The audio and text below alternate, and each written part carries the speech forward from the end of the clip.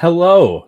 It is Saturday, November 26th, right? Or something like that? No, it's not. It's Well, actually now's very the late. 27th. Yeah. Joke's on y'all. Post So it is. niggers. So if you're watching here on the East Coast of the US, it is Sunday morning now, 12:02 a.m. If you're on the West Coast, it is still Saturday night, November 26th. If you're in Australia, it is Sunday, November 27th, sometime in the afternoon. Okay, now that we've gotten all the time zones out of the way. We are gathered here to discuss episode 3 and 4 of the challenge Australia. So let's kick this thing off. It's late.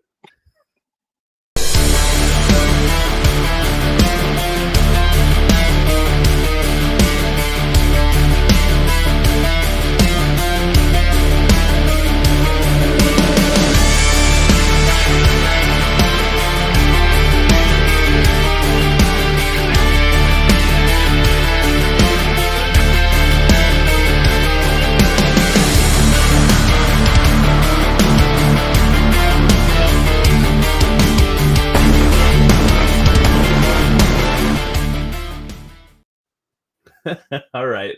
Hello again. I am John Dunphy, and I'm joined, as always, by my best mates, Kyle Petty and Gina Morgino. The Aussie friends. Hey, Aussie. Yeah. Now, together, the three of us, we make up Strat Chat, your favorite reality TV podcast. If you want to find us on the socials, you can do so at Strat Chat Pod, or head over to our website, stratchatpod.com, right? Yeah, great website. Yeah. Great website. Kyle worked really hard on it, so please check it out. Yeah, he did. I didn't work that hard. It hasn't been updated in a little while. We do have a link tree that's been recently updated. A link tree. Nice. Yeah. So, we're here to discuss episode 3 and 4 of the Challenge Australia. And right off the bat, any initial thoughts? What did you guys think of these episodes? Did you like them? I loved them. I did too. I loved them. Yeah.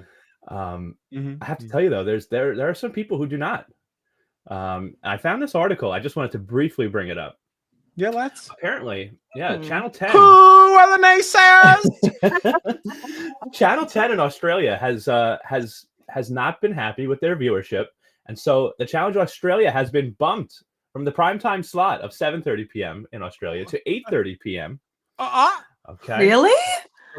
Yeah, from what I'm seeing here, the first I know, right? The first 2 episodes in our premiere week, since that time, right? The third episode on Monday had 30,000 less viewers than premiere week, and then episode 4 had another 30,000 less viewers, and those 60,000 viewers that we've lost were made up about a third of the total viewers they had during premiere week. That's so confusing. This is not good. This is not good for the sake of our show in our favorite country.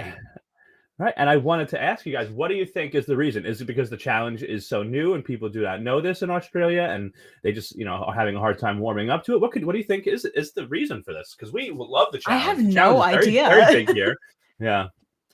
Honestly, I wish you told me about this before we went live. I'd really like to think about this and dive deep. Oh man. Right on the surface, I guess the biggest issue is that Australians don't really understand good reality television. Now, I say this in I say it in a respectful manner, but you all, really were trying to get Big Brother canceled. Like y'all acting like, oh, we don't like this Big Brother. We don't like this Big Brother. This is the Big Brother that we know. The style of Big Brother that you were all against in 2022 is the style of Big Brother that brought John and I to you.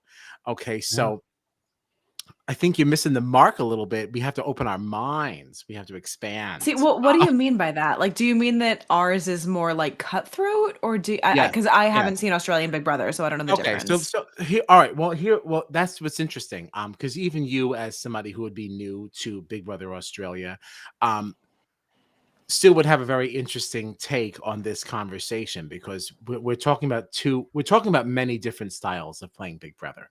So Big Brother Australia was originally played more like the real world. Like they were not allowed to. This is where Strat Chat came from. This is why John and I took to this so well.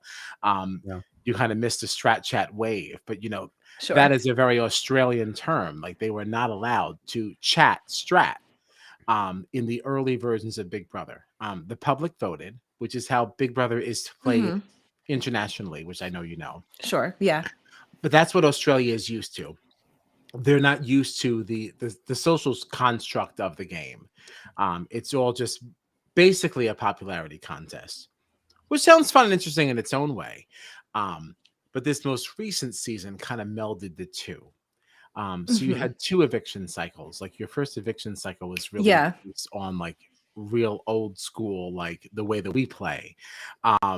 Like really like actually voting, and like there's like a whole like big house thing. And then like the other eviction was more their version, or it could have been flip-flopped. I don't remember the order in which this went. But you know, it was, you know, not so much socially and politically based, you know, like, so, and they didn't like this. They didn't like that people were being strategic. They didn't like that people were talking strategy and things like this. And I wonder if that's part of the reason why we don't like the challenge, you know, because so much of this game is not in the competitions. It's not about what the public thinks of these people, you know. It's the social hierarchy. Yeah. Yeah. So there's a part of me that's not super surprised that they don't love this, because they didn't love this last year, even though John and I were, you know, rip-roaring fans of it. Oh yeah.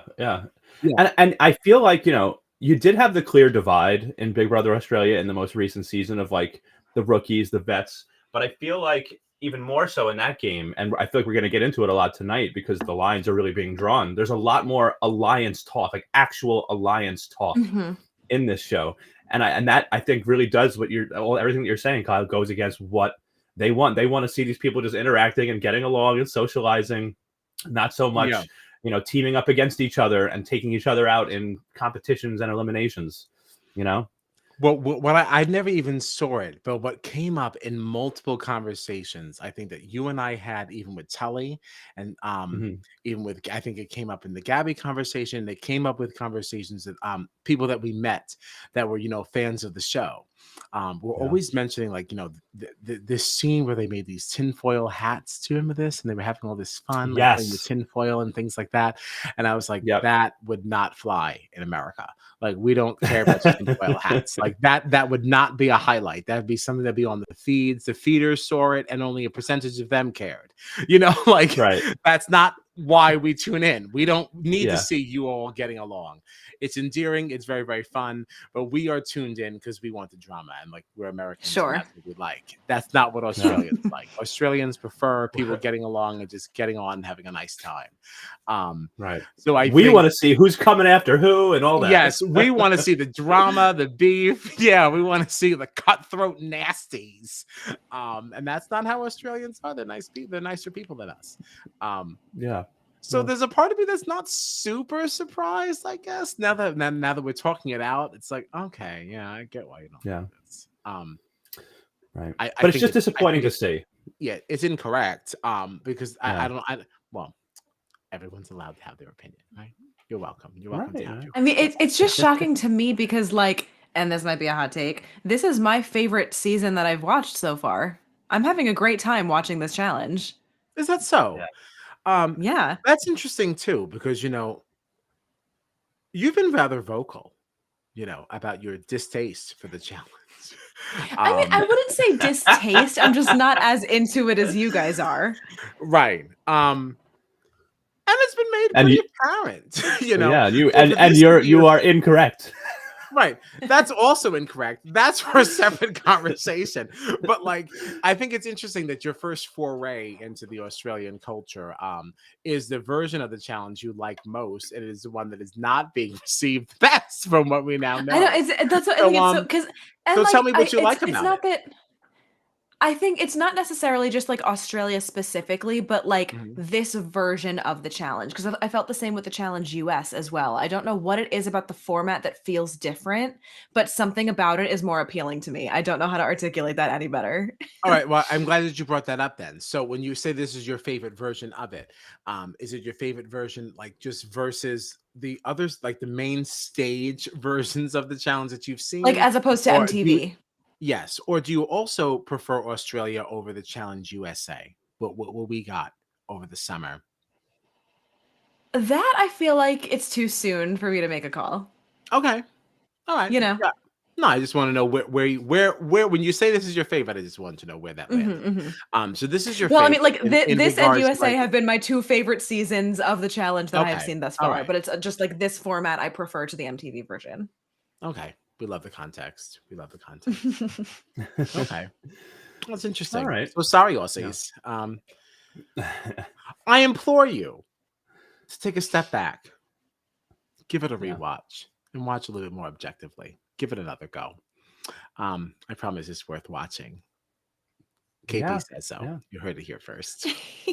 And if you haven't already, but you're interested, try to go back and watch some of those past challenges that were on MTV and stuff for our Aussie friends, because there are some really great seasons in there.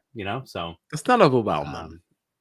no, of course. Let's get them Well, to like Start small. if Yeah. you have the capability, Right, check it out, right. season here or there. But all right, let's get into these episodes. Let's do it. Let's do it. It's some good stuff. Right. It feels like it's been forever since we talked about this because of the holiday that we just had. We had Thanksgiving. But, yeah, right. But when we left off, we had just said goodbye to Audrey and Jack. And our algorithm picked new pairs. There were a couple that just stuck out to me right off the bat. Jessica and David were one because Jessica had just gotten done putting David into elimination, and he came back. And, of course, the perfect algorithm that's not rigged at all puts them together. No rigging whatsoever. And David was, this is much to his chagrin. Made it very clear that he was none too thrilled to be standing next to Miss Jessica. That was a fun moment for me. Yeah. Yeah. And then Cyril and Connor was just another pair that I highlighted because Connor has been very interesting to me in this, and I'm going to bring him up, I think, a number of times tonight. I think he's been at the center of some things, and I'm excited to talk about him a little bit more later. Okay, but those are the two pairs that I had my eye on. Are there any pairs that you guys found very interesting or anything like that, or not really? No. Yeah. Not that I can remember. Okay. I because so much has happened since that particular episode. Yeah. I know. It feels so long ago. Okay. And just as a quick aside, I do also wonder if that's part of the reason why there's a little bit of a disconnect with our Australian friends. It's a lot of challenge in 1 week for something they don't know. Yeah. That's fair. You're expecting a lot of people to watch a brand new show twice a week. I don't know what Australian TV is. Maybe that's normal. Coming from I us, will say we only get one episode of something a week. That it does seem. It seems excessive to me. Yeah. Sure. I will say something else from that article that I read that I forgot to mention was that it looks like part of the reason they could be doing these 2 shows per week is to get the show off the air quicker. If you're airing 2 episodes a week, the show can go twice as fast.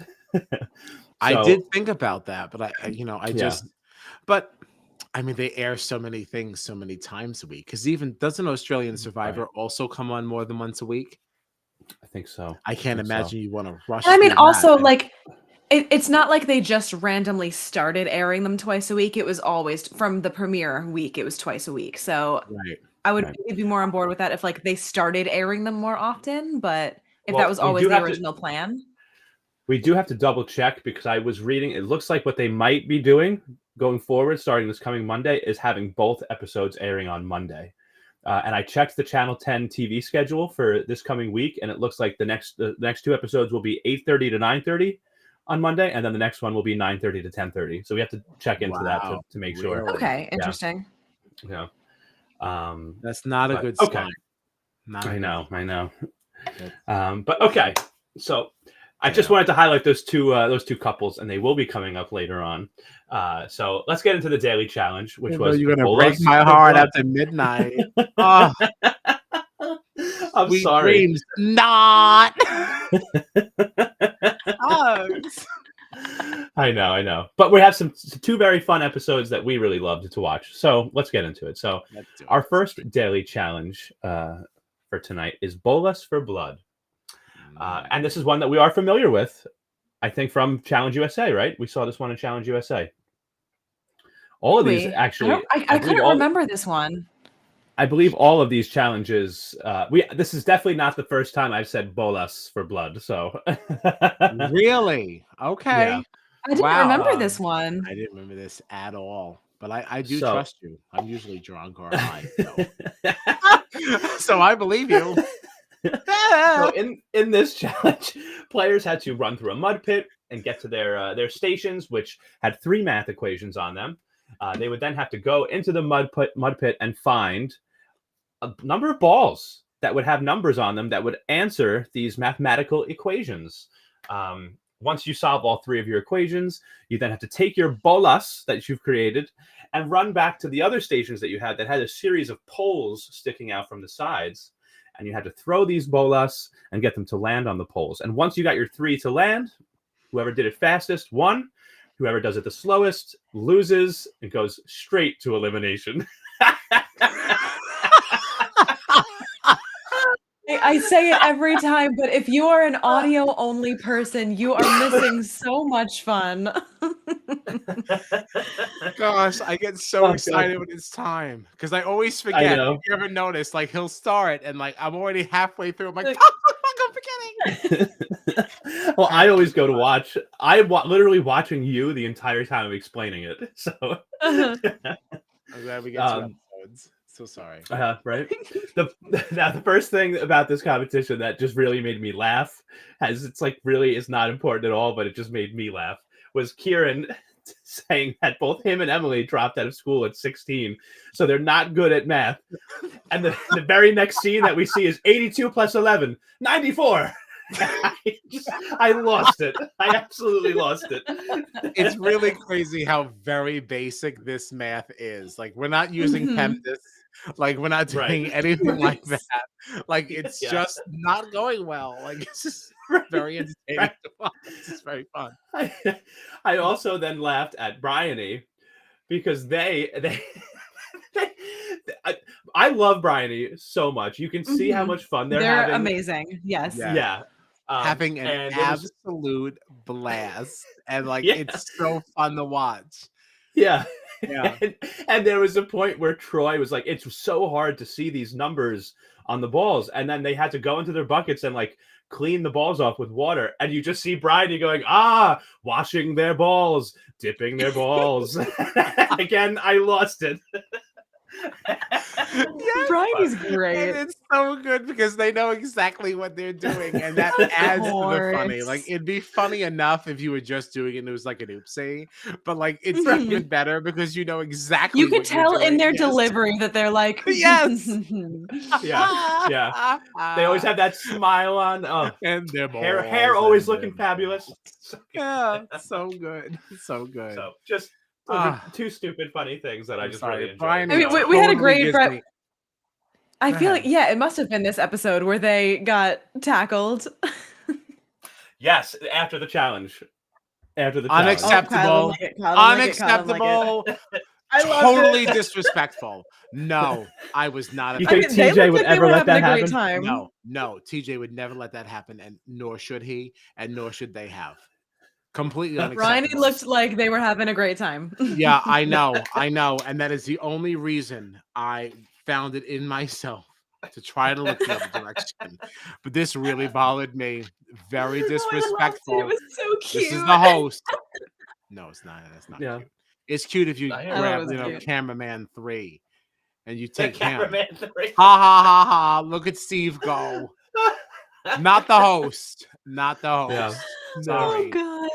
Totally disrespectful. No. But competition-wise, unacceptable. Competition-wise here, though, Ryan and Brooke J got off to like a great start. They solved their equations faster than anybody else. Bound to win. And they had bound to win. Right? I thought for sure they had it in the bag. Right. They solved all their equations. They had 2 of the bolas. Yeah, they had 2 of the bolas attached to their station before anyone else even had finished solving their equations. Incredible. But they just couldn't get that 3rd one. And from there, a bunch of teams started catching up. Grant and Kiki caught up. Connor and Cyril caught up. Conrad and Brooke Beach, they all caught up. And Connor and Cyril took the win in this competition. Everyone says that they're the weakest. Everyone continues to say Connor is weak. And here they are winning this daily challenge. And at that point, it was just a race to not finish last. And David and Jessica finished last, which is like, I was like, I knew there was a reason that I immediately was drawn to like David and Jessica and Connor and Cyrell and their pairs, because I was like, you could just tell, especially the way that they were talking pre-daily challenge, like it's going to be an important episode for these two pairs. Yeah. Yeah. So David and Jessica going straight to elimination for coming in last place. Yeah. Now, this whole deliberation was and then we had, of course, did you like the fire truck at least coming in at the end? And Brian would be like, I used to be a firefighter. That was kind of fun, bringing a part of their past in, and yeah, it was fun. Having a fun little moment. Kyle's like, whatever. Yeah. Not important at all. It's fun. Yeah. Unnecessary. So, it was an enjoyable moment. Yeah, it was a fun 30 seconds, sure. I agree. So the players return to the house. Now, this is when we really started to see some of the alliances, I feel like, come into play, too, because you have, what is it, the Bedroom Alliance, I think it's called, which is Grant, Ryan, Johnny, and Jessica, I think, was included in that. And they're kind of like going toe-to-toe with this Bachelor Alliance. The Batchy Alliance. Right. And with, with Connor and Cyrell winning the daily competition, they were very worried because Jessica's already going now into elimination. Well, Cyrell and Grant have been butting heads since the beginning of the season. So now they're already thinking somebody from our alliance is going to be going home. So, this is what makes the pairs so interesting, too. And I feel like it just, even in the next episode, it gets very interesting. But that's what I go back and forth so much on the algorithm. I know, Kyle, you don't really like the algorithm like at all, right? You're not a fan of this, or am I wrong in that? I feel like you don't love this algorithm. No, I like the algorithm because I don't think the algorithm really presents itself in the manner in which you are trying to get me to believe that it's actually random. Like, we all know this is crap. Right. Okay. I don't like the daggers in 38. I think those are phony. No, really. Yeah. Have we talked about that before?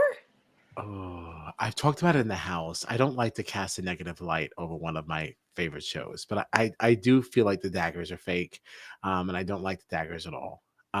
Interesting. Yeah, I think the daggers are fake. I don't think it was a coincidence that Bananas and Nani both chose the safe dagger first each time. I believe that the daggers are an instrument to drum up chaos, in the game, because now you have to nominate 4, and then we have this whole like everyone's unsafe, element, and that makes everything really chaotic and crazy. But when we want to but we also now know that we have a way to manipulate this game to make sure the people that we want to get a little bit further will get there. So how do we do that? By making sure we tell them, because they never look super shocked to pull the safe.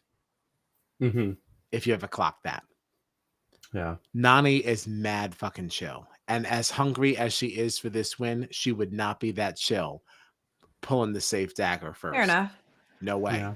She goes right for it. She would lose her fucking shit. She'd be jumping up and down, going nuts, almost being cringy in the sense of like, stop celebrating so much, right? This is what we would say. And each time she's like, all right, cool. Yeah, of course I'm saving Casey. Yeah, because she fucking knew. Like, she knew the whole time that she was good. Like, this didn't suck her at all. Yeah. So sorry. Yeah. So no, I don't love the daggers. The algorithm, Okay. I feel like we all know this is horse shit. They're being a little campy about it, Exactly. Like, it's so campy that we're all kind of just saying like, we know this isn't real. Yeah. Man. So I don't know. I kind of accept the algorithm a little bit more. Okay. Sorry. That was a way tangent. Sorry. No, don't be sorry. Not like my but so theories. Like we love the X-Files for the challenge. right.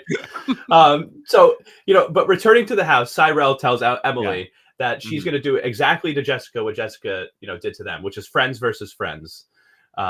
Because Emily did not want to go against Jack, ended up sending Jack home. And so Cyrell says she's going to put Grant in to face Jessica in elimination, and she seems set on it at this point. I do think the whole thing with Cyrell and Grant, like technically being friends outside of this, is interesting too, and like yeah, it's fun. Like right. Yeah, I love it. But I was going to say something, but I'll bring it up later because it's better for that. But so in the deliberation, we had now Cyrell and Connor meeting with David and Jessica to go over which team they thought they might want to face in elimination. Jessica said that she felt like she, matches up pretty well with Brooke B. And Conrad is her partner. David says that he wants to see Brooke B in there because she's the only one that's cried in the house so far. What do you think about that? What do you think about that? Okay. Is crying a reason to be put in? Well, see, here's the thing. I know Kyle does not like her, so any reason is the right reason. But well, you give your opinion first, Gina. I have a lot to say on this. I have too much to say. I mean, again, I don't know if it's just like a culture thing of like they're not as cutthroat as us, but like they only wanted to put, who was it, Cyrell in because she was coughing. They only want to put her in because she was crying. Like they're all really stupid reasons. Like I feel like there is no actual drama here. Like that's a really funny take.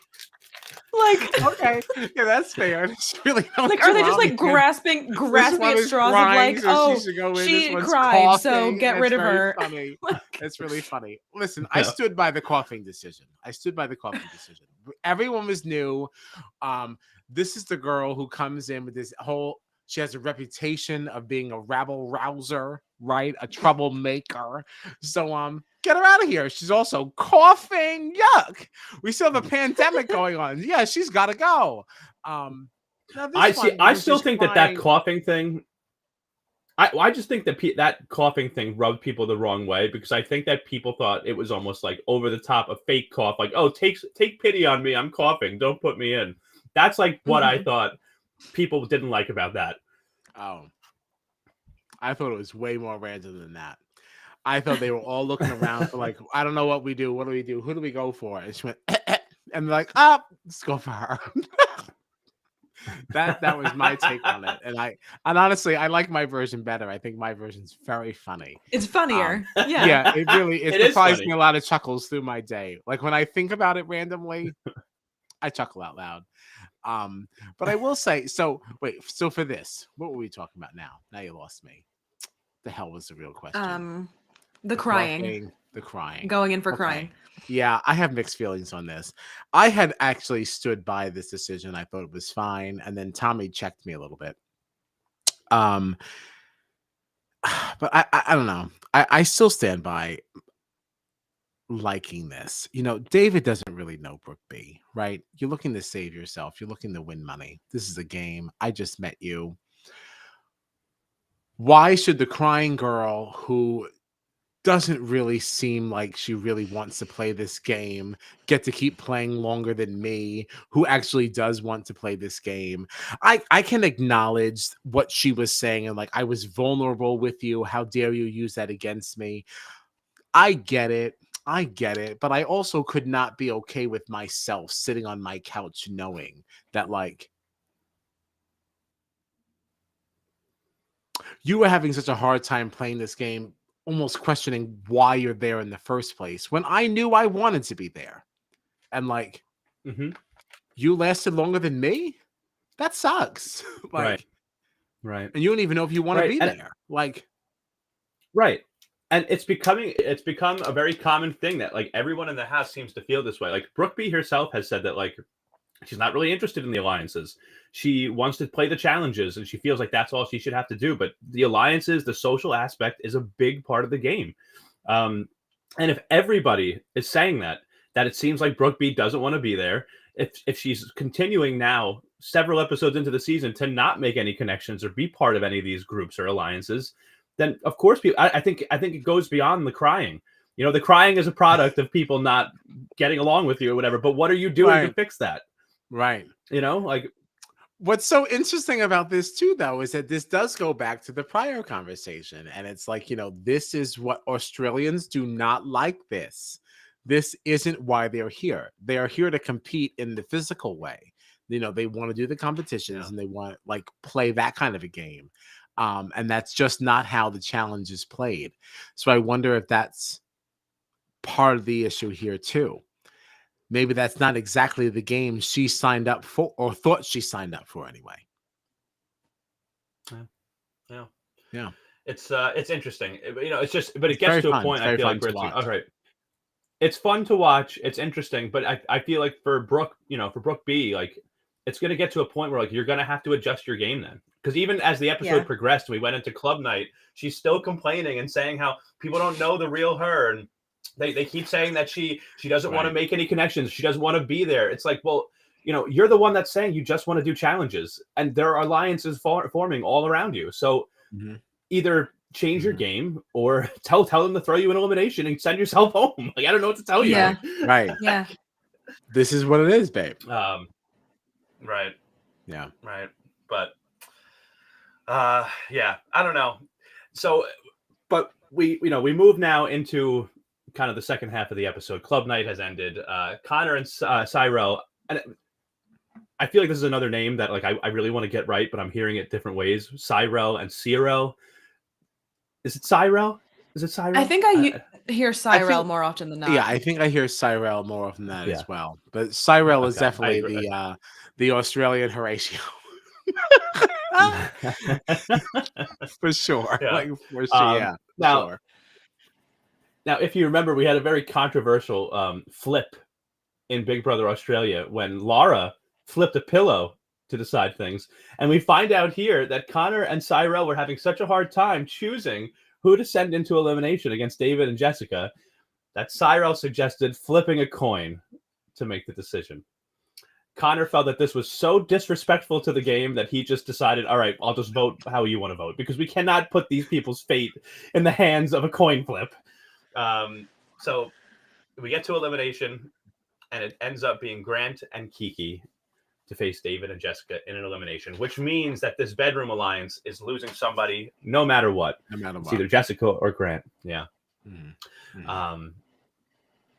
And this took us into another elimination that we are familiar with, which of course is spelling Ebe.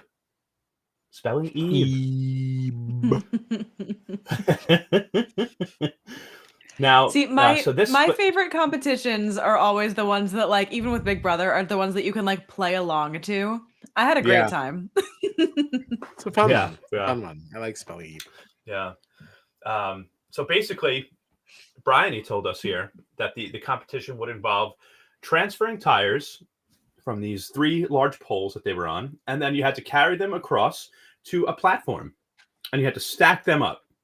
And the way that you stack them, it really mattered a lot, because if your stack falls, you have to start all over again. You have to start stacking those things up again, and that could cost you a lot of time. Cost you a lot of time. So basically, Bryony then told us that that's not it. You couldn't make it that easy. So we were going to have a spelling Ebe, which is a spelling bee, except you have to spell the words backwards. So each player got one word, and Grant, Jessica, and David were all correct, but Kiki had to spell algorithm backwards and struggled quite a bit. So much so that she actually timed out. Yeah, she timed out. I think the other words were like nominate, algorithm, That was the roughest one. For our players at home, did you get algorithm right backwards? I sure didn't. Honestly, I did, and I was proud of me, but I have no proof, so it's gonna sound like I'm making it up, but I promise I got it right. You ready to go global? The global challenge championship.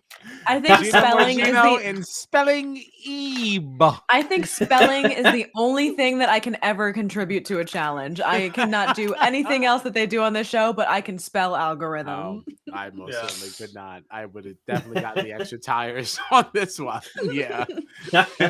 So I'm with you, Kiki. Yeah.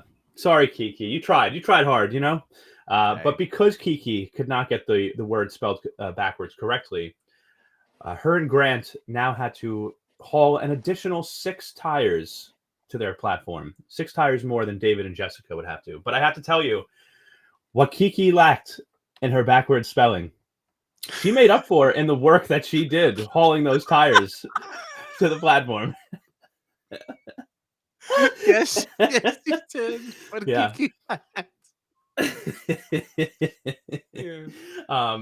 Jessica was carrying only 2 tires at a time, but Kiki was carrying at least 3 back and forth, and I think Grant was probably carrying like 4 to David's 3. So they made up that 6 extra tires. They made that up very quickly. Yeah.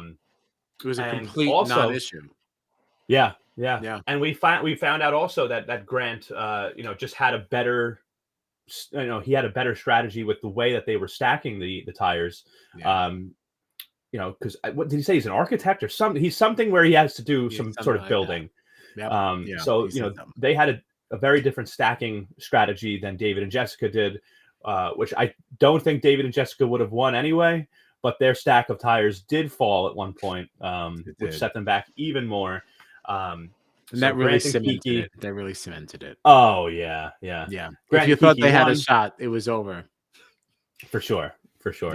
Yeah. So Grant and Kiki win. David and Jessica going home. Bye, guys. Bye. We'll miss you, mates. I did enjoy David and Jessica. I will say I like them. I really like David. Mm-hmm. And I feel personally responsible for his exit, because every time I publicly declare my affection for someone, they usually go home. They go home. Yeah. And I had said I love David. He liked it on the Twitter, and then he left the next week. Yeah. So it's my fault. I'm sorry. Kiss of death. And I did have you in the back. Yeah. I did have a special place in my heart for David too, because of his, familial connection to Kayla from Big Brother Australia, who we loved very much. Oh, right. Yeah. And so now that we are, finished with our first episode that we're covering tonight, right? I think it would be good to maybe look at some of Bryony's fashion, right? Do some, brainstorm some of Bryony's, banging britches. Okay, banging britches. Let's see them. They had some good looks on this one. God, I forgot we call it that. So this was the look from the first daily challenge. The red and black flannel with the white tee underneath, some black ripped jeans, some black boots. What do we think of this look here? I love this. It's odd. Right? Yeah. Want this. I love it. Fantastic. Yeah. I'd wear this. It was, and it made it extra disrespectful, right? When they then threw Bryony in the mud. Like, are you kidding me? It doesn't matter what they were wearing. It was disrespectful regardless. I will never. I'm sorry. It's totally unacceptable. I don't even know why that was allowed. Like, production should have said. I think it was ridiculous. Like, I'm sorry. Like, totally unacceptable. Like, totally unacceptable. I agree. And but this look, it gets a nah, yeah, from me. For sure. All right. I'm really glad though that you asked Gabby about that, because there have been a lot of commercials about this. Obviously we wanted to make sure we were being really respectful. We want to understand our Australian cultures. We wanted to know how we could make this segment fun. So John reached out to Gabby. Shout out. She's one of our favorite girls, from BBAU 2022. Definitely a friend of the pod, friend of my life. I love Gabby. She told us that, like, one of their things, if they like something, it's like, what was it? It's like, it's like it starts out with nah and then yeah. So like if you like something, it's like nah, yeah. And if you don't, it's like yeah, nah. Yeah. And it's like that's really fun. And there's been a couple of commercials that I've been seeing as we're watching some of these, Australian shows, and it's I understand what's happening now just because you screenshotted that conversation. So, big ups to Gabby. That's that. Yeah. Thank you, Gabby. Yeah, that's all. Yeah. Oh, yeah. Also, P.S., you see Shaq in that commercial, like for that points bet app that they have? It's like, yo, what is Shaq doing? He's like, I love this country. I was like, yo, you tried it. You're supposed to be American. Like, yo, we love Australia too, but like, hey, slow down, man. Hey, Shaq is everywhere. He's everywhere. Yo, if you got a check, you can get Shaq. Okay? That's right. Yes. That's right. Yes. Let's Always look working. at that's true. Gold Oh man. bond, right? Come on now, Shaq. Come on. Gold Shaq. bond, the general, you know? Yes. Gold in general, save some time. All right, here we go. Bryony's second outfit. This was their elimination look. It's a yellow shirt underneath, nice like sort of pea coat type of thing.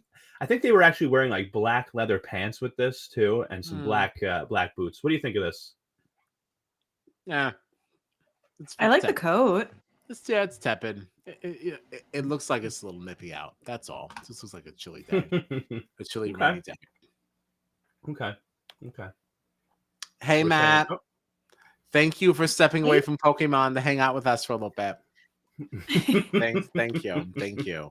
He loves his Pokemon. Listen, how do you? I love that Matt refers to it as Midnight Challenge.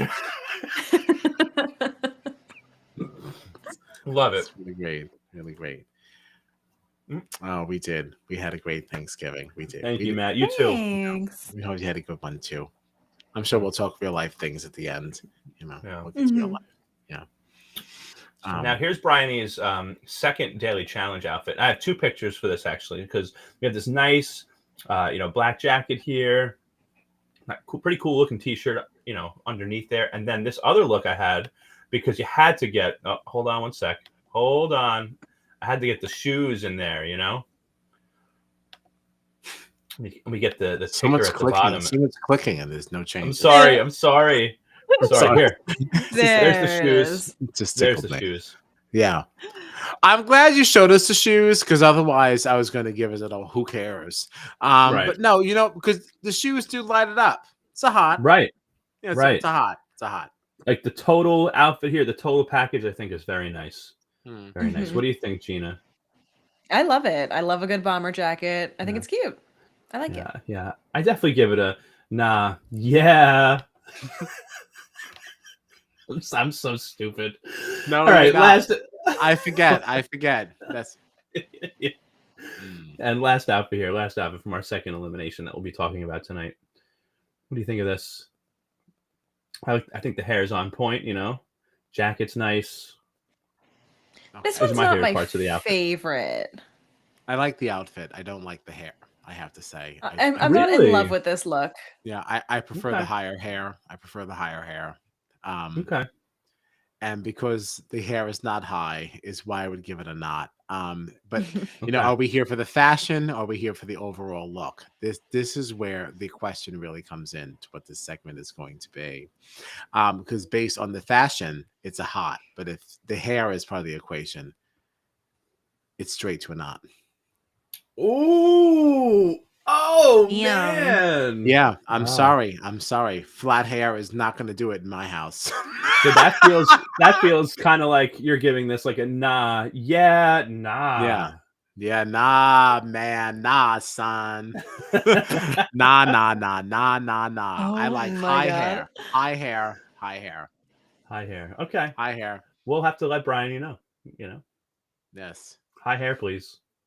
Write them a letter. Although the whole show is already show has already been filmed. And please don't let them know because honestly, at the end of the day, they're amazing and they're always hot. Okay, this is just for very comedic, very stupid purposes. Please don't let them know any of this. Please, no. Okay. Yeah, no.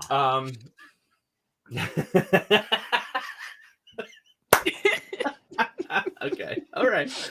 Okay. So now let's get into this second episode 4 of the Challenge Australia. I'll just kick things off the way I started episode 3 with just pointing out a couple of pairs that I was excited to see on this episode. Okay, I'm not doing what I did when we first covered Challenge Australia by listing every single pair. Every pair. Yeah. So Johnny and Cyrell.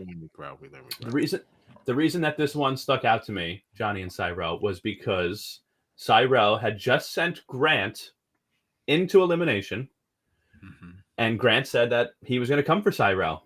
But our perfect algorithm paired Cyrell with Johnny, who is one of Grant's best friends in the house, part of his alliance. So right off the bat, I thought, okay, this could be an interesting pair. In a way, it really turned out not to be at the end of the day. But like, at least going into the episode, I was like, okay, this could be exciting. This could be fun. Yeah, Give me hope. Kieran and Kiki was another one that I just thought was interesting because Kiki mentioned yet another connection here that Kieran has. He's dated Kiki. It feels like this is a similar connection to a lot of people that are in the house with Kieran. And then I was also really excited to see Troy and Emily because I feel like they are two like powerhouses. So I was really excited to see them compete together. They feel like the Tyson and Angela of the Challenge Australia, you know? Okay. All right. Yeah. So I was excited. I think that's rather high praise for people we don't really know. You know, well, not like you know, we don't now. Know them well. Hold on now. Hold on. Yeah, hold on. Easy now. Easy. We're gonna put Emily on the same plane as Angela. I'm not saying. To be fair, when I wasn't sure if we were doing preseason winner picks or anything like that, so I was looking. Emily was gonna be my preseason winner pick. I was all in on Emily. So I'm not saying that Emily is not an attractive candidate for winner pick. I'm not saying that. But Angela does bring a certain social prowess, to this conversation that Emily is not a part of. Okay. She's an Olympian. So she has a certain physical. Hold on. She's got a physical prowess. Right. But I'm just saying, for somebody who's new to us in episode 4, well, we know so much about the Lady Angela. Can we really? Of course. I'm saying. I just feel like it's a little soon to put her there. I think. Here's the thing. I think you're reading into this a little too much here because I feel like I'm not saying that I know them well. It just feels at this early stage of the game. Troy and Emily have both won daily challenges. To give you the vibes. I feel like if I'm going to look at anybody in there as a physical threat, a good competition, threat, Emily feels like in this house, in the Challenge Australia house, the closest that we could get maybe to Angela. And Troy, that feels better to me. Right. And Troy seems to be this big physical threat that people are, scared to go up against. He's this, they call him the ninja. He's performed very well so far in challenges. It feels to me like if we had any comparison, Troy and Emily would be the closest to Tyson and Angela that we could get. Okay. I'm not saying that they're on that level, just that. All right. In this particular cast, it feels like it. You got me. Yes, that's all I'm saying. That's all I'm saying. That's me getting on board. Yes.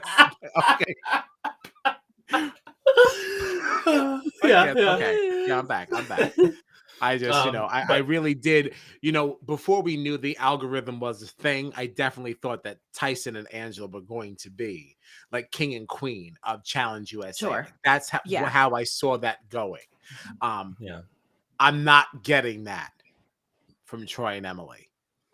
They might be the closest we get, but they're just not there yet. That's all. I just need.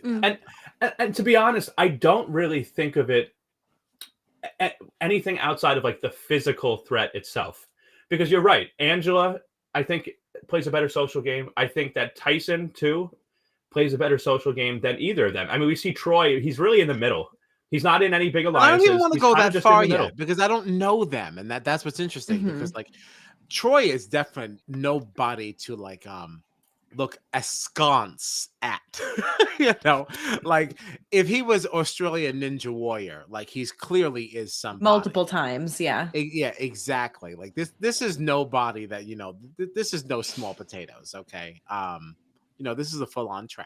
It's a full-on. I wonder how he'd do on Survivor, Australian Survivor. Oh, he would. I have to imagine very well. Right? Yeah, my only concern, again, is because I don't know him. I don't know how he is socially. An Australian Survivor, as much as it is physical, that is a heavy social game.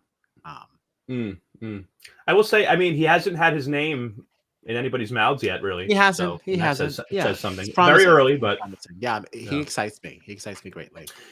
And I will say it's early, but doesn't it already feel like there's not that many people left in this game? every time they pair up people with the algorithm, it feels like it goes very quick. When they show the end of an elimination and the remaining pairs are up on that platform, it feels like there's not that many people up there. I don't know. It's interesting. I agree it's with early, that. right? I It's agree with early, that, but I feel like it's early, but it's not though, because Yeah. we're getting 2 a week. that, but also like I feel like the edit is doing a lot of focusing on the same people. So as we're losing the people that we've gotten in the edit, there's like all of the other people that we really don't see a lot of. So it feels like we're dwindling our numbers because the people that we're left with are the people that we haven't seen a lot of yet. You know what I mean? Yeah. Mm-hmm. Okay. All right. Interesting. Yeah. So, as we had the players coming back to the house after the previous elimination where David and Jessica left, we discovered that David left cucumbers in Cyrell and Emily's beds. Just something I thought was weird. We don't have to talk about it. I just wanted to say it because, like, why is he Just a leaving fun cucumbers fact. in people's beds? It's just very weird. Okay. Anyway, moving on. Now, Grant was pissed. Grant was pissed at Cyrell putting him into elimination. How do you guys feel about this, though? Because a few weeks ago, we did see, and I will admit, Grant was not the person that actually decided to send Cyrell into elimination. But he did throw her out and was a big part of the reason she, I think, went in. I think she could have ultimately gone in anyway. But her name was being thrown out. He said her name. He did not stick up for her at all. And we did learn that Grant apparently is like very close with her significant other outside of the house. So do you think that Grant is justified really in being so upset with Cyrell when he really was kind of the one to say Cyrell's name first, even if he wasn't the one that made the decision to send her down? He didn't try to save her. He even said her name and said it was a good option. So, like, is he justified in being as upset as he was, do you think? I don't know. No, I don't think so at all. Because even when she confronted him about it, like, he doubled down. It's not like he said even in that moment, like, yeah, all right, I kind of hear what you're saying. Like, he was like, no, like, we're playing a game. I don't know what to tell you. So she's like, all right, so we're playing a game. Yeah, so go in. Right. Fight for your life. Like, I had to. Like, listen, I always liken these things to Uno. If you're playing with friends and like you make me draw 4, I'll love you down. Your car's about to get repoed. I'll help you out. But you make me draw 4, you bet your ass. This is the first chance I get to make you draw 4. You're gonna be drawing 4. So like it's the game. Like that's what it is. Like, so sorry. Right. And I know we love to talk about Mario Party, right? We love to talk about Mario Party. I'm not going to steal your star. Yeah, I'm not going to steal your star. But if you steal mine, you better believe I'm going to steal yours. You start fucking with me, I'm gonna fuck with you. Like, I mean, like, what is this? Like, don't mess with me. I'm gonna leave you alone. Definitely. Yeah. Definitely. Sorry. No. I don't think he's justified. I don't think he's justified. Good for you, Cyrell. Okay. Go on and get him. Now, from here, we had a couple of interesting conversations, at least that I found interesting. So let me know what you guys think about this. So Emily and Ryan, we saw playing some billiards, right? Shooting some pool. Yes. And Emily commented that she's very tight with Ryan. They were partners early on in the game. They won the first daily challenge together. So they've gotten pretty close. Ryan is obviously working closely with Grant and Johnny. And Emily mentioned that not only does she feel close with Ryan, but she feels close also with Grant and Johnny. Now, earlier in this episode, Emily commented that she felt like she was losing all of her friends, but she was still happy to have Cyrell in the game. And as we know, Grant and Cyrell are butting heads. Grant said he's coming for Cyrell. Like, what a weird position to be in, right? Like, you say you're losing all your friends. You say that Cyrell is your friend and you want to keep her in the game. But you're also saying that you're very close to this alliance that includes Grant that wants to get Cyrell out. Everything. Like, what do you think about that? It's such like a screwed up, twisted sort of situation, right? I mean, yeah, it's really, really tricky, and I don't know how equipped she is to handle this. Because she's an Olympian. I guess we'll see how her social game is, right? I mean, how she's going to navigate it. We have to. This is what we need to see. This is truly trial by fire. Yeah. And now a conversation that immediately followed this. Flames on the side of my face. Yes. I was watching like finish it. I love it. I love it. It's the best We love a good movie. Clue reference. Oh, It really is. the best We love movie. it. Oh God. We Somebody should find a way to do that like a live watch of that or something, and like just like a bonus thing, like just hang out with us as we watch Clue. What a treat. It's just my favorite fucking movie. My God, It's a good one. A great movie. It's a God. classic. Stop. Shake, rattle, and roll. You know.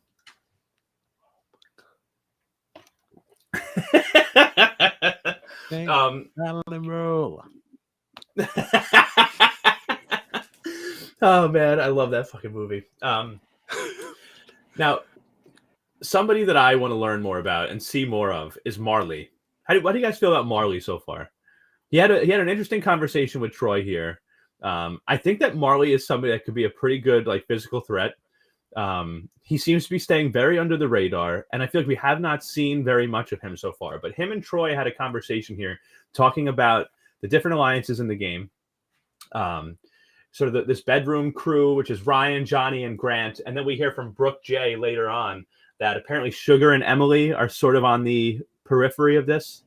That's like the bedroom alliance. Brooke J, Brooke Jowett for Survivor, right? No, I'm following. I'm just putting it together. So she mentioned Ryan, Johnny, and Grant, and then like Sugar and Emily as sort of that alliance, and then the Bachelor crew. Which it looks like it's like the Batchies, Conrad, Megan, Kiki, Brittany, and Kieran. And Marley kind of makes a comment like we're sort of like in the middle. We're not really on anybody's bad side. We're in a pretty good spot. Right. We should just let these two sides fight it out, and we can just coast to the final. You know, I kind of like where Marley's head's at. I really hope we start to see more of him as the season progresses. And if he continues to survive, we obviously will. But what do you think about like Marley and Troy sort of playing the middle? I like it, and I only disagree with you in the sense that I don't want to be seeing more of him.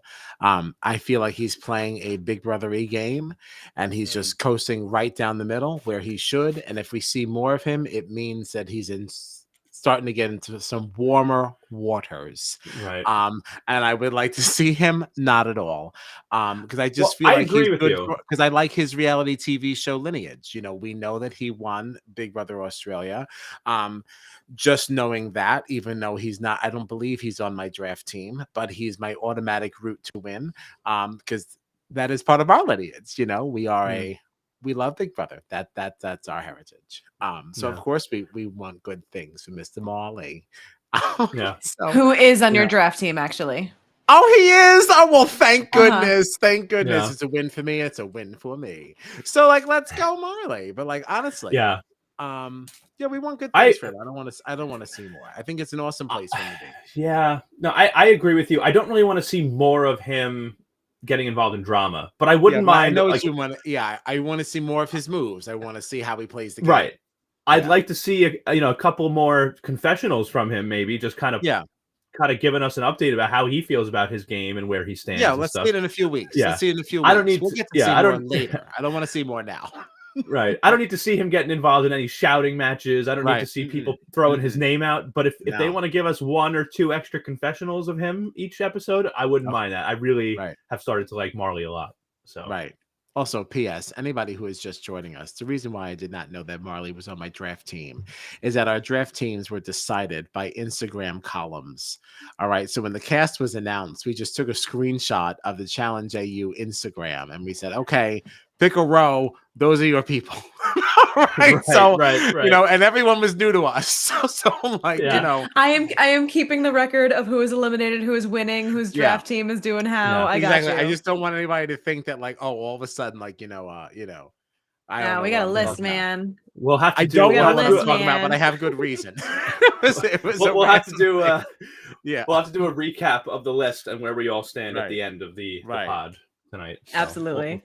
We'll check that out. That's why I just last thing before we get into the daily challenge, I just want to bring this up because this was another moment that I enjoyed. Was Connor and Megan having a little group meeting, a little duo meeting before the daily challenge. They were already thinking they're going to be a target for elimination. Megan says that people in the house see Connor as the weakest. He just won a daily challenge. They still consider him weak. And then they decide to pray to Madonna, Cher, and Whitney Houston. And I just enjoyed it, and that's all. That's it. I'm done with that now. Anyway, daily challenge time. This was Build Me Up. The daily challenge was Build Me Up, which is another one that we've seen very recently on Challenge 38. Okay, you ready, Kyle? Now, in this competition, Build Me Up, each pair has 4 wine barrels weighing 45 kilos each. And these barrels were across the field. They had to run to these barrels first. Okay. They would then have to take these barrels and haul them one by one to 3 different stations. Okay. And at each station, they would have to stack the barrels, climb up, and hit this button, setting off a flare. And that's how everybody would know that they had completed that station. Once you completed all your stations, you would then have to haul the barrels to the finish line and cross that finish line first in order to win. The fastest team to complete this task would win. The slowest team, they lose. They go straight to elimination. Straight to elimination. This was really a 2-horse race from the start.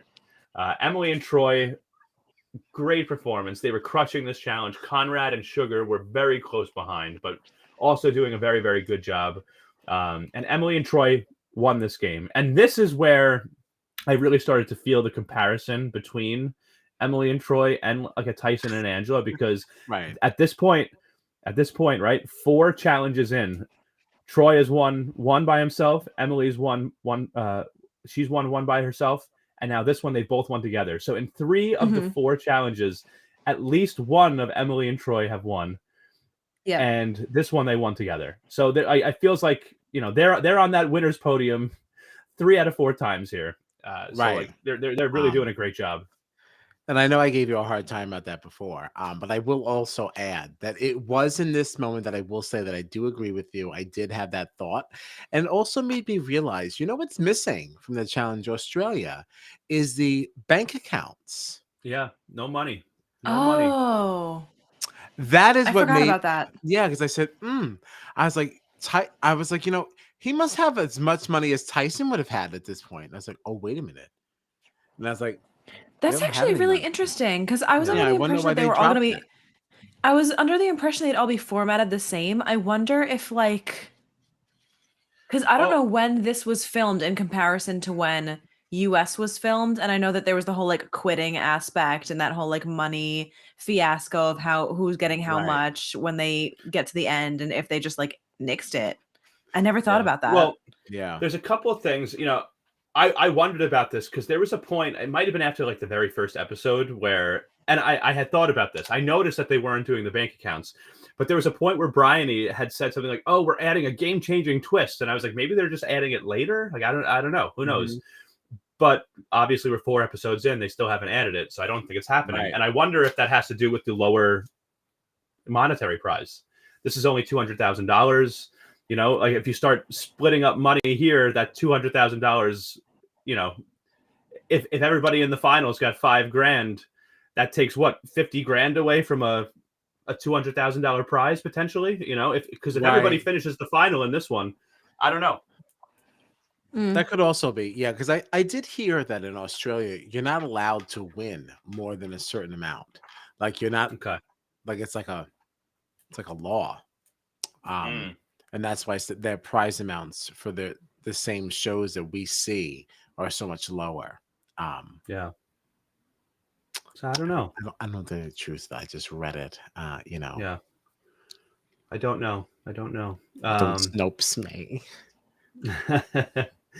Now, so obviously Emily and Troy, like we said, killed it. They won this competition. Conrad and Sugar came in second. Now, Kieran and Kiki came in third. The only reason I bring this up is because I'm realizing that Kieran has actually had multiple top 3 finishes here. So I just think he's such an interesting one to watch physically. I think he could, maybe start winning some of these challenges going forward. Just somebody to keep an eye on, I think. Okay.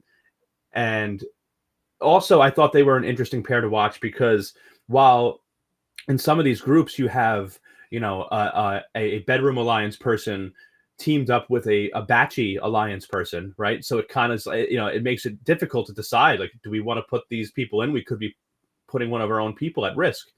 Kieran and Kiki are both part of the Batchy alliance, so immediately they knew that they would be a target. So it's like that's like interesting to me too, is that like, these decisions are going to be made because they're an easy target. If somebody in that bedroom alliance or people, Troy isn't really in any alliance, honestly, right? But I'm sure he would still love to get 2 people from the Batchy alliance out and weaken that group of power, that could potentially run things in the house at some point. Like, what do you think about that?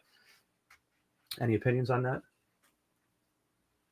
Well, no, I mean, you kind of just, I just kind Any of other agree. thoughts? Okay. No, there's really nothing additional on that. Yeah. Yeah.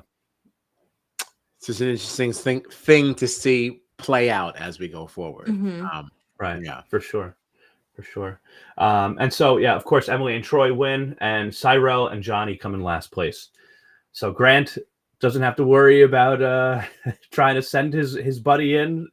Like he's just going in automatically. I know that was a worry for him because he wanted to target Cyrell, but now she's teamed up with one of his alliance members. But they're going in anyway. So, but I will say I really like Johnny's attitude here, because he really gave a lot of props to Cyrell. They came in last, but he kept saying, like, I care more about her heart and her effort than, the fact that we came in last. I'm glad she didn't give up. She tried hard the whole time, and they fought, right to the end. So I don't know. I just kind of like that. I feel like it's kind of nice when you see a team doesn't perform well, but they don't get like angry or frustrated at each other. Yeah. They just kind of, it's nice. You did your best. Thank you. Right. Kind of Which again, I feel like is just the Australia of it all, because we ain't getting that here. No, you are not. Yeah. So in deliberation, Johnny and Cyrell say that they want Connor and Megan. That was the first team they listed. And Cyrell, again, saying Connor's the weakest. Johnny also brings up Kieran and Kiki, says that Kieran is strong and he wants to weaken that Bachelor alliance. So, basically it comes down to, a choice. Is it going to be, Connor and Megan or Kieran and Kiki? And that's how we go into club night. Now, Troy did say here, he said that he thought Kieran was his biggest threat. He's got numbers on his side. He's a physical weapon, all that. Let me know if you had any opinions on this conversation here now, though. Troy and Emily start talking to Megan and Connor. They say that Johnny and Cyrell said their names and that they're seriously considering it. Megan flat out just says, "Are you considering anybody else?" And when they say yes, she actually says to their faces, "I think you're lying. I think you're just trying to be diplomatic. I think you know what you're going to do. There's other stronger players in the game. Like, this isn't good for your game if you put us in. We're weak players that you could continue to target later on. Why wouldn't you go for stronger players now?" Right. So this conversation I just thought was very intense. Like, just the way Megan went right at them, being like, "I think you're lying." I really kind of like this from Megan, like, a lot. Yeah. Now, what is she from? Isn't she from like The Bachelorette or The Bachelor or something like that? Like, I thought this was a very aggressive approach for someone who I didn't think was familiar with this style of gameplay. Like, I would not expect this from what we know, from everything that we've already said tonight about Aussie culture, especially in this environment. This aggressive approach I found to be shocking, but very enjoyable. Yeah. Miss Megan Marks is from The Bachelor Australia 4. Whoa, like, easy. You were looking for love, and now you're looking for a fight, looking for a tussle. Yeah. I really liked it, though. I honestly really liked it. I loved it. Fight for yourself, yeah. Very American of you. Yeah. Yeah. Sorry. Wow. But okay. Fun. So the next day, moving on from club night, Ryan and Grant start talking about how if they lose Johnny in elimination, they're screwed. Really weakens their alliance. They start talking about Connor again as being this sneaky, shifty kind of person. And they bring up how Connor has kind of been going around the house saying how he's been able to talk his way out of 2 different eliminations. And Connor now tries to talk to Troy. He's talked his way out of 2 eliminations prior. He wants to try to do it again. So he starts, trying to talk about how Kiki and Kieran or Conrad and Sugar would be a better option. And Troy says that Connor's making some good points, and he goes to talk to Emily about it. I wanted to bring up Connor again. I keep bringing him up, I know, but Emily says at this point, Connor is trying to weasel his way out of another elimination. And this is why I've been continuing to say this. People continue to say that Connor is weak, he's sneaky, he's shifty. Now Emily calls him a weasel. But in my opinion, right, you're fighting for your life in this game. If you are persuasive enough to convince people to keep you out of elimination, are you weaseling your way out, or are you just playing a good game? Right? Like, nobody wants to go to elimination, and anybody that thinks they might be going into elimination prior to being named for elimination is going to go to the couple in power and say, this is why you shouldn't put me in. And if 2 times now Connor has just been persuasive enough to avoid elimination, why does that make him a weasel or sneaky or shifty? I don't get it. Everyone considers him so weak, even though he's won a daily challenge, and a ton of people haven't won any daily challenges. And then because he was able to talk his way out of 2 eliminations, he's this sneaky, weaselly guy. I just don't really get all the hate that Connor gets so far. What do you guys think about that? I don't know. I don't get it. Well, I mean, you kind of already you said it. Like I kind of agree. Yeah, like I don't really get it.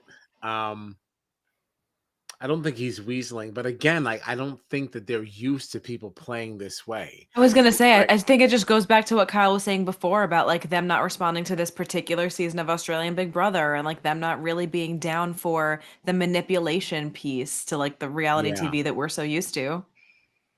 Yeah, I don't think they're used to that being like that's part of the game is weaseling. Like what you call weaseling, we say getting yourself out of something. You couldn't get it in a physical challenge, so now the social game is on. It's like, okay, you have a second shot at this. You're not done. Like there's a whole nother go. And he's having it. Yeah.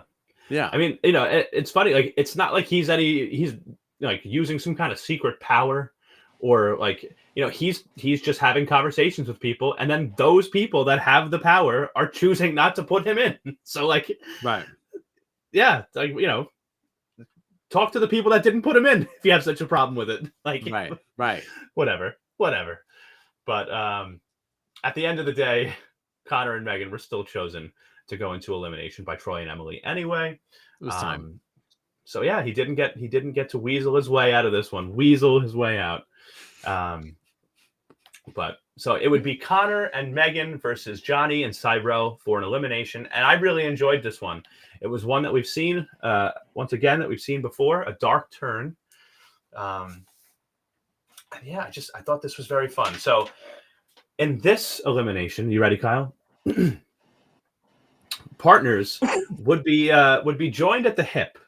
Okay, they were attached at the hip, and they each had to go into their respective side of a dark storage container. Okay, they now had to feel their way through this dark storage container, right? Feel all around, try to find their way to this puzzle, this stack of puzzle pieces. Okay, the puzzle pieces are different sizes. And the method that it seems like teams like to try to use is to like use their fingers to measure. Is it 1 finger? Is it 2 fingers? 3, 5, whatever. How many fingers does it take, right? To measure this piece, right? And then they had to measure these pieces and memorize the order using just their sense of touch, okay? They would then have to exit the container and try to replicate the puzzle stack using pieces that were scattered all over the arena. They had to use their color. I think there was like a neon green or yellow sort of color, and then like a purplish color. And the first team to complete their puzzle would win the elimination. And this was pretty back and forth. Kyle deserves an award for that one. That was a good one. That was a good. Yeah, you worked hard on that. I felt it. I really felt it inside. I worked so hard. It was enjoyable. It was enjoyable to watch. It really was. Thanks a lot. Now, this was really back and forth. Both teams, they were going into the container, coming out, running back in to, double check things. And at one point, they were both pretty close, neck and neck. And then it was Connor and Megan that realized that like something was off. their stack wasn't in the right order, and they actually pretty much just like started from scratch again, it seems, which put them at a huge disadvantage. Because Johnny and Cyrell were actually, it seemed like they were doing pretty well. They were doing well enough that they actually completed their puzzle once and went for a check. And Bryony told them that it was incorrect. Turns out they were only one piece off, we learned later. One piece off, and that one piece was towards the top. It was like 2 or 3 down. Yeah, that was it. Yeah. They really probably should have just run back inside and kind of felt the stack again and tried to come out and redo it. But instead, they literally threw every single one of those pieces off. We saw Johnny bend down and lift them all up the pole. And from here, Connor and Megan really got some momentum. They kind of like settled down, got themselves together, figured out their puzzle, and Connor and Megan got the win. And that meant that Johnny and Cyrell were going home. So, I mean, this is bad too for Emily, because like we're learning obviously that Emily is close friends with Cyrell, but is sort of a part of this bedroom alliance with Johnny, Grant, and Ryan. So this sees 2 of her allies going home when she is in power, which, you know, during her HOH. Right. Not HOH. And, you know, so this sees 2 of her allies going home when she was in power. As much as she's a strong competitor, you do need numbers in this game. So, but also for Connor, who, like I've said so many times tonight, everyone continues to call weak.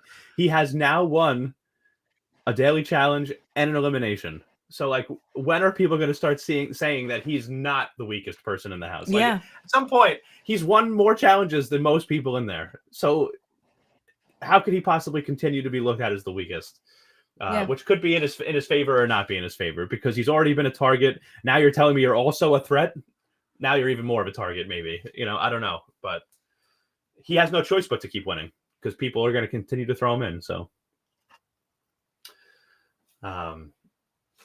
but yeah, I think he's just getting a lot of disrespect because he came from MasterChef.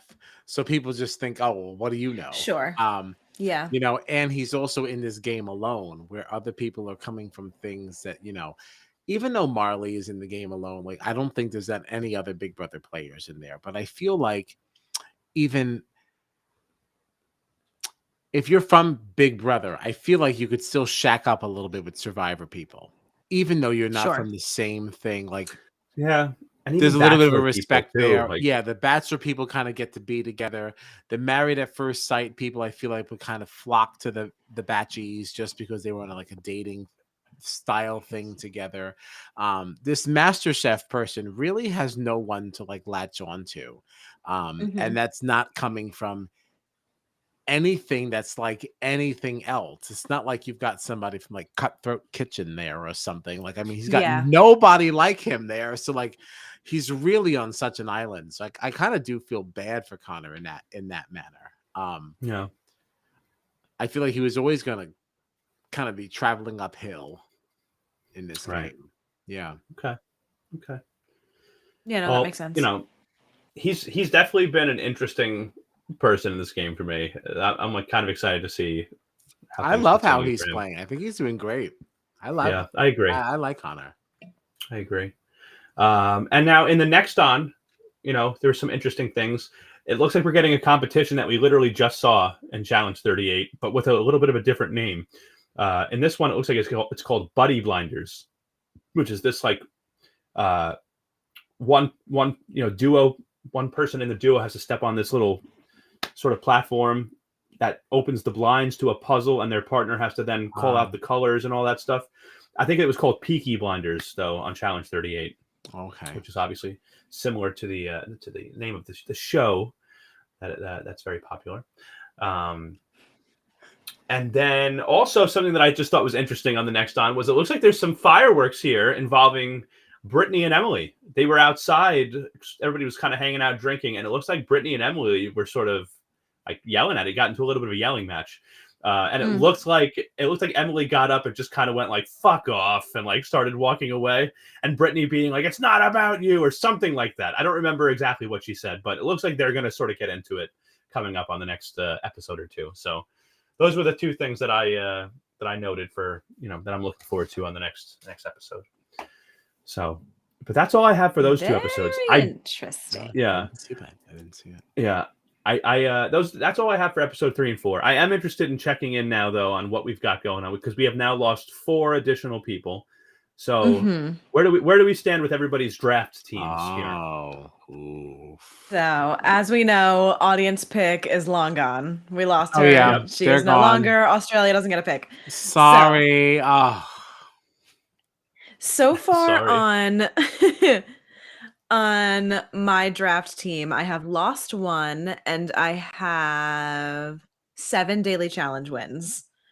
On Kyle's team, he has lost 3 and has 1 daily challenge win. So I've lost the most then. No, well, you have also lost 3 and you have no daily challenge wins. I got a bunch of losers on my team, eh? Wow. How embarrassing. My Instagram. So who are the 3 that I've lost?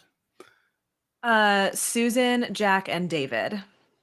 Susan, Jack, and David. Oh man. Mm-hmm. So I got 4 left then, right? Who are my 4 left? I love David. Yep, you've still got Megan, Kiki, Kieran, and Brittany. Oh, you have Kieran. Okay, interesting. Who's Kyle left? Kyle currently has Sugar, Marley, Grant, and Brooke. Brooke J. Brooke J. I like Brooke J. Brooke J. Woo! Woo! I really like Megan on my team. I've started to really like her a lot. I also, on Kyle's team, I really like Sugar. I like Sugar too. Right? Yeah. And so who do you got left, Gina? I'm sorry, I cut you off. About Sugar. You were saying. I had nothing else. I still have Brooke B, Connor, Troy, Ryan, Conrad, and Emily. Okay, so you're gonna win. Troy. You have Emily and Troy. Mm-hmm. Wow. But you also have Brooke B. What an anchor. Yeah. Although we'll see. I mean, she says she's very competitive, so let's see. Let's see what's going on with Brooke B. Yeah. See, B. That's what I did. I was gonna say, every time that I get to write down another daily challenge win, I'm like, yay, my team. Yeah, whatever. Kyle, don't look at me like that. You got 1 too.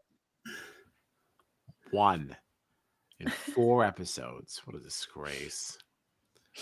I have 0. Yeah, at least I'm better than you. Yeah, this random draft that we did based on an Instagram grid. That's all I got. Damn it! That's all I got. Damn it! At least I do have the one Big Brother person. Yeah, actually, you know what the worst part about this is that I'm pretty sure that I gave us our teams really on the columns. Right, you did. So what's funny is that I didn't want the column wrong. I got.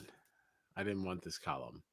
I chose wrong. Whatever. I'm like, it doesn't really matter. I'm like, I don't really know these people, so I'm not gonna say anything. Like, no, I really wanted a different column. like, what difference does it make? I don't know him. That's right, so, Kyle. Our columns are gonna be on fire the rest of the season. Just watch. I just don't want some good people left. You could. I just don't want to go out first. That's all. Yeah, we'll see. We'll see what happens. All right. Well, that's all I got for these episodes. You guys have anything else? Nah, man. Anything else for the benefit of the community? What do we have coming up? What are we doing this Monday? Because we did really, we had an amazing race on Monday. Okay, I just wanted to double check because because last week technically we were supposed to be scheduled to talk about Survivor, but we had the incredible opportunity to talk to the absolutely amazing Lewis and Michelle from The Amazing Race, season 34 here in the US. So we'll be talking Amazing Race, though, this coming Monday at 9:30 p.m., right? And then Thursday, we got a lot of challenge to talk about. We're going to have 2 episodes of the Challenge 38 to talk here in the US on MTV. We're going to have 2 episodes again of the Challenge Australia. So we're going to be very busy next week, huh? Yeah. And the challenge 38, we're gonna have to be on time for that one. That's a note for me as well. Me mainly. Because we really got to churn that sucker out because we gotta flip the house to go down under at 10:30. We got a time constraint, you know. Yes. It's a marathon. I will definitely work on condensing my notes. You know, I'm a very liberal note taker. I take note of many things, and most of them are unnecessary. So it's not true. We're recapping the episode, you know. Yeah, I just, I have fun. Even like the funny, silly, stupid things I just, I enjoy. So I always usually write them down. But I will do my best. Audio only friends and everyone else can fast forward 15-second clips. You hit a topic you don't care for, bang, bang, bang. Go forward a minute. It's true. That's fine. Whatever. We'll have to make sure that we keep that, nice and crisp and flowing well, so that we can be on time for our Australian friends. Yeah. And then so Thursday. Yes. So again, Monday we'll be talking Amazing Race season 34, US season. That'll be at 9:30 on 9:30 p.m. Eastern Standard Time on Monday, and then we're Thursday, wrapping up the Mega Leg. Yeah, that's right. Yeah, that's right. And then Thursday we will be discussing Challenge 38 at 9:30, Challenge Australia at 10:30 p.m. Eastern Standard Time for both of those. If you want to find us on the socials, you can do so at Strat Chat Pod on Twitter and Instagram, or please check out our awesome website, stratchatpod.com. Okay.